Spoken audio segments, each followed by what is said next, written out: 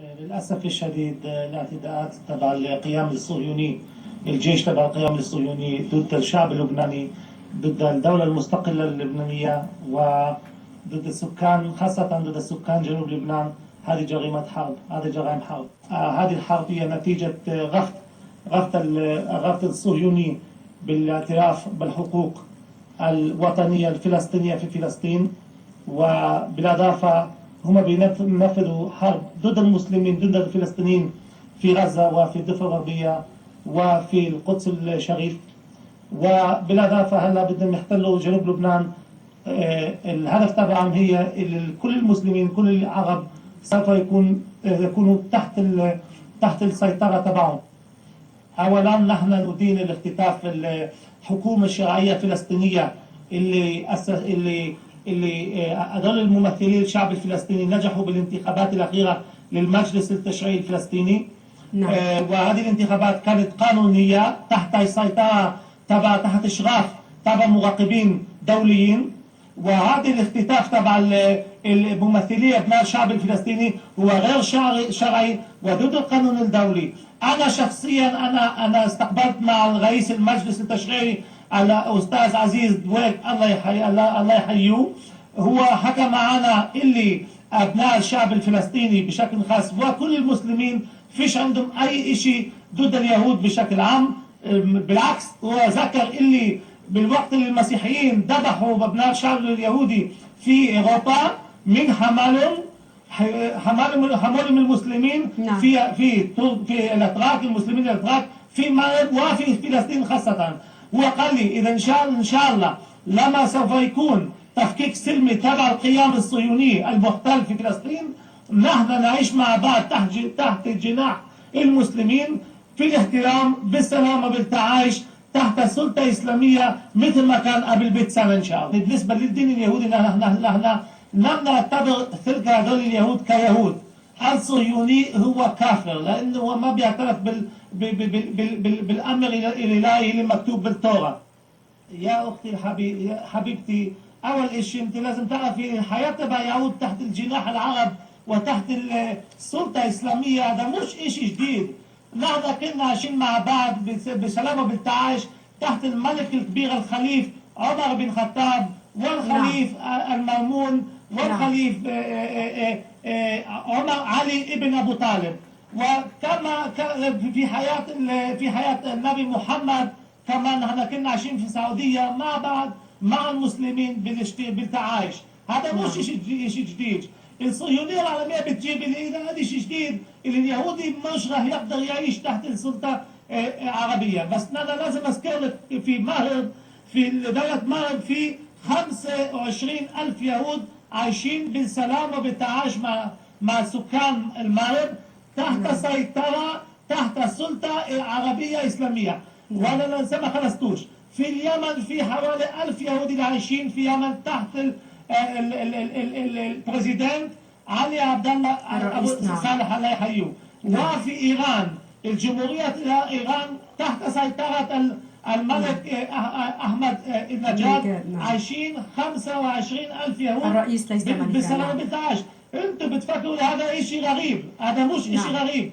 نحن نتمنى ليكون تفكيك سلمي تبع الدوله الصهيونيه، وان شاء الله سوف تكون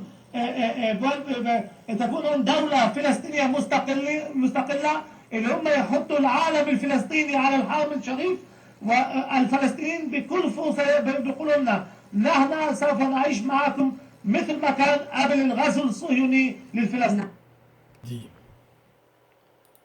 De missiles ou de lance-missiles. Et puis il faut quand même faire attention à qui on va distribuer des armes. Vous savez que nous avons déjà un tout petit peu armé les djihadistes de Syrie, c'est-à-dire les cousins de ceux contre lesquels on va lutter en Irak. Moi, je ne comprends plus rien dans la politique étrangère de la France menée au Moyen-Orient. On a l'impression qu'on a Laurel Hardy, à savoir M. Obama et M. Hollande, et qu'il faut absolument n'importe quoi. Olivier Ravanello, on vient de l'entendre, M. Marceau dit que cette aide est dérisoire. Qu'est-ce qu'on peut répondre face à cela? Simplement 2-3 précisions. L'idée d'envoyer des armes, elle a été émise il y a 2 jours par Laurent Fabius à Erbil, avec un bémol, c'est-à-dire que le ministre des Affaires étrangères disait « La France est favorable à des livraisons d'armes, nous souhaitons que l'Europe aussi s'associe à nous ». Et quand on voit le résultat de la réunion d'hier à Bruxelles et une grande partie des ministres des Affaires étrangères qui sont toujours pas rentrés de vacances, parce qu'en gros, notamment pour les pays du Nord, ils se fichent de ce qui peut se passer dans les pays arabes, évidemment, il y avait soit le choix d'attendre encore la fin de la semaine, soit de prendre une décision. Sur la quantité d'armes apportées, c'est une évidence que ce que va apporter la France ne va pas changer le rapport de force sur le terrain. Que les caisses qui sont envoyées et qui doivent arriver ce soir à Erbil sont, même si on n'a pas le détail, de l'armement léger, de l'armement de protection, c'est ce qu'on nous dit, un peu de capacité de télécommunication et encore, et peut-être des munitions. Voilà ce dont est capable la France. L'armement lourd dont parle Alain Marceau, évidemment, c'est ce dont les peshmergas ont besoin. La France n'est pas capable de le donner. En revanche, l'objectif de la décision d'aujourd'hui, c'est d'essayer d'amorcer une dynamique au niveau européen pour que les autres pays européens, parce qu'il faut savoir que chaque pays va décider tout seul s'il envoie ou non des armes, prennent cette décision et envoient des armes aussi. Et il y a d'autres pays qui peuvent aussi envoyer. Alors justement, la réaction de l'Europe, parlons-en avec vous. Alain Marceau, je vous vois lever les yeux au ciel. L'Europe, jusqu'ici quasiment absente sur ce terrain. On vient d'apprendre une réunion vendredi des ministres des Affaires étrangères. Qu'est-ce que vous pensez de cette action? Écoutez, l'Europe avec M. Van Rompuy et Mme Ashton, non mais c'est ridicule. Il n'y a pas de politique étrangère européenne, il n'y a pas de politique de défense. Et on réunit des ministres des Affaires étrangères, comme disait M. Ravanello, qu'on a dû tirer de leurs vacances, ils vont vite y repartir d'ailleurs au demeurant, et on va leur demander de prendre une décision. Est-ce que vous voyez que Chypre va vouloir s'engager, la Lituanie va vouloir s'engager? Déjà l'Allemagne ne va pas venir. Il n'existe pas d'Europe de la défense et pas des affaires étrangères, il faut tirer un trait dessus. L'Europe ne fera rien, mais par contre l'Europe fera la morale. Et puis il faut dire que bon, lorsque l'Occident s'engage en général dans ses affaires moyen-orientales, on ne peut pas dire que ce soit avec beaucoup de succès si on regarde l'histoire de ces 10 dernières années. Alors justement, vous êtes très critique vis-à-vis de ces interventions, y compris françaises au Proche et au Moyen-Orient ces dernières années. Aujourd'hui, pour vous, c'est un constat d'échec total, aussi bien ces interventions en Irak qu'en Libye pour la France. Regardez, l'Amérique a fait ce qu'elle a fait en Irak, il n'y a plus d'Irak. Et il y a des malheurs, et des malheureux, et des gens qui vont mourir. Nous avons fait la Libye. Vous avez vu ce qu'est devenu la Libye? La Libye, c'est exactement comme l'Irak, sauf qu'il n'y a pas de... Il n'y a pas encore trop de djihadistes, en tous les cas il n'y a pas de chrétiens, donc on n'aura pas forcément à intervenir. Je crois qu'effectivement nous n'avons pas la main heureuse, nous occidentaux, quand je dis nous occidentaux, c'est les Américains, c'est les Français, c'est les Britanniques. Je crois qu'effectivement il vaut mieux que l'on prenne un peu de retard. Je vous rappelle qu'il y a exactement un an, enfin le 31 août, M. Obama et M. Hollande avaient décidé d'aller bombarder chez Assad pour faire rendre gorge à Assad et pour aider les djihadistes. Je ne comprends plus rien dans cette politique étrangère, il serait temps qu'on ait une lanterne comme M. Soubise pour trouver un tout petit peu où sont nos troupes et nos intérêts. Est-ce qu'entre deux mots, si on vous suit, il faut soutenir les dictateurs, soutenir Bachar el-Assad, soutenir Saddam Hussein et faire avec? C'est une vraie logique. C'est une vraie question. Quelle est votre réponse? Oui. Quand on regarde le malheur des gens... Il faut soutenir Bachar el-Assad aujourd'hui en Syrie. Quand on regarde le malheur des gens aujourd'hui, nous avons déstabilisé des États. Nous avons déstabilisé la Libye, la Syrie, et maintenant l'Irak. Regardez le malheur des gens. Je ne dirais pas qu'ils vivaient heureux sous les dictateurs. Et Assad est un dictateur haïssable. On aurait pu se passer de lui, effectivement. Il en était de même pour celui de Libye et pour celui d'Irak. Ce sont des dictateurs absolument haïssables. Regardez l'état de leur peuple. Le malheur que nous avons semé, nous, Européens. J'espère que nous irons un jour à Confesse. Je ne sais pas si c'est à Rome, mais en tous les cas, il faudra bien que l'on prenne conscience du mal que nous avons fait sur cette zone historique. Vous êtes nombreux au sein de votre parti à penser ça? Non, je suis peut-être le seul. Je l'assume tout seul. Qu'est-ce que vous pouvez nous dire sur le financement, l'armement de la rébellion syrienne? Alors, sur le financement de la rébellion syrienne, je crois que tout le monde sait aujourd'hui à peu près ce qu'il en est, puisque les financiers eux-mêmes ne se sont pas cachés de ce qu'ils faisaient. L'émirat du Qatar et l'Arabie saoudite ont clairement revendiqué assister financièrement et militairement la rébellion.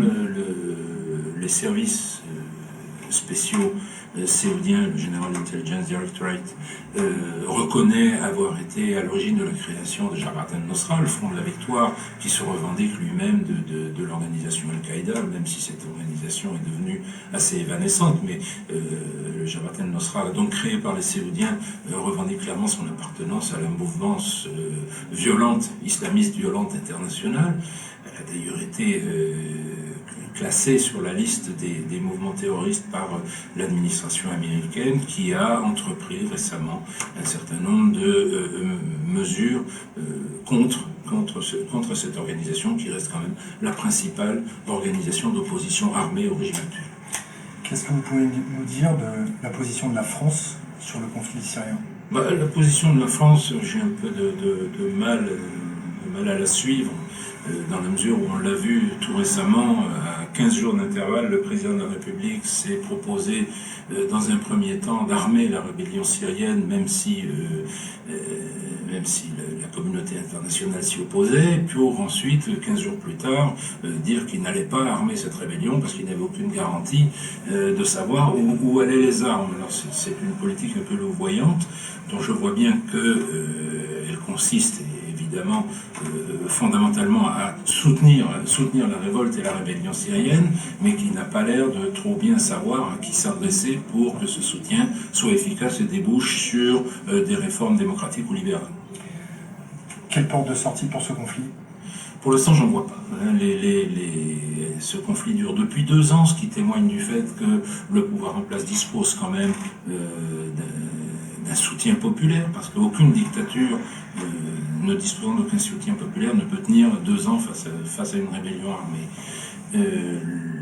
Mais 2 ans de guerre civile, puisque c'est bien d'une guerre civile qu'il s'agit, ont occasionné de telles destructions à la fois de l'appareil économique, de l'appareil d'État, que les choses ne seront plus jamais comme avant, que le pouvoir en place a perdu beaucoup de sa légitimité et de sa capacité de commandement, d'administration, de gouvernance, et que pour l'instant les seules portes de sortie qu'on voit sont soit la prolongation sur le long terme d'une guerre civile à la libanaise, qui verrait s'affronter les communautés ethniques et religieuses, soit une partition du pays en entités ethniques et religieuses différentes, entre les Alaouites, les Druzes, les Ismaéliens, les chrétiens et les musulmans sunnites, et puis les Kurdes aussi, qui commencent à manifester, comme en Irak, des volontés d'autonomie, voire d'indépendance.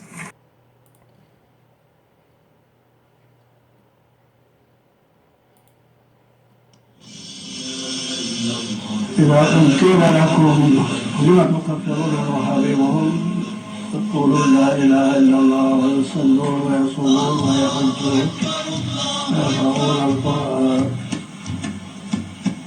يقولون هؤلاء الوهابية شبهوا الله بخلقه قالوا إنه جسم قاعد فوق العرش وصفوا الله بصفة الخلق لذلك كفروا. القرآن يقول لا يشرك كمثله شيء، الله لا يشبه شيئا، لا الملائكة ولا الإنس ولا الجن ولا الضوء ولا الظلام، لا يشبه شيئا من المخلوقات. هم جعلوه كالإنسان والحيوان. لذلك الكفار معاذ الله. إلى زيادة على ذلك عندهم من قال يا محمد كفر حل دمه عندهم، أو قال يا رسول الله عندهم يقولون أنت عبدت الرسول لم تناديه وأنت كافر أنت مشرك. استحلوا دماء المسلمين بغير سبب، هم كفار. حتى أهل مكة والمدينة عندهم كفار، هم بلادهم تبعد من مكة نحو 1000 كيلومتر. أهل مكة والمدينة اعتبروهم كافرين. لماذا؟ لأنهم يقولون يا محمد يا رسول الله، ويزورون قبور الأنبياء وقبور الرسول وقبور الأولياء والصحابة لطلب البركة من الله بزيارته القبور. جعلوا أهل مكة مشركين كفارا، وأهل المدينة لما غزوا الحجاز مكة والمدينة من 100 سنة تقريبا، كانوا يقولون لجيشهم أهل مكة كفار يعبدون خديجة، وأهل المدينة كفار لأنهم يعبدون الرسول. إلى هذا الحد وصلوا في تكفير المسلمين. إذا كان أهل مكة والمدينة كفارا عندهم، أين المسلمون؟ أين المسلمون؟ يعرفوهم على حقيقتهم. أهل مكة كفار يعبدون خديجة، أن خديجة قبرها بمكة. المسلمون يزورونها للتبرك. خديجة عند الله لها درجة عالية. بعد مريم وعلبة عيسى وفاطمة، خديجة هي أفضل النساء عند الله. يزورونها للسلام عليها والتبرك. فجعلوا أهل مكة كفارا لأجل خديجة. ثم أشد من هذا قولهم أهل المدينة كفار لأنهم يعبدون الرسول. إنا لله وإنا إليه راجعون. هذا عند غزوهم لمكة والمدينة من 100 سنة تقريبا، حتى يقسو جيشهم على أهل مكة والمدينة. لذلك يقولون لهم أهل مكة كفار يعبدون خديجة، وأهل المدينة يعبدون الرسول. قتلوا 200 شخص من أهل الطائف. أذاه الشريف الذي كان يحكم مكة والمدينة، أذاهوه. الإنجليز أعطاهم السلاح القوي والمال.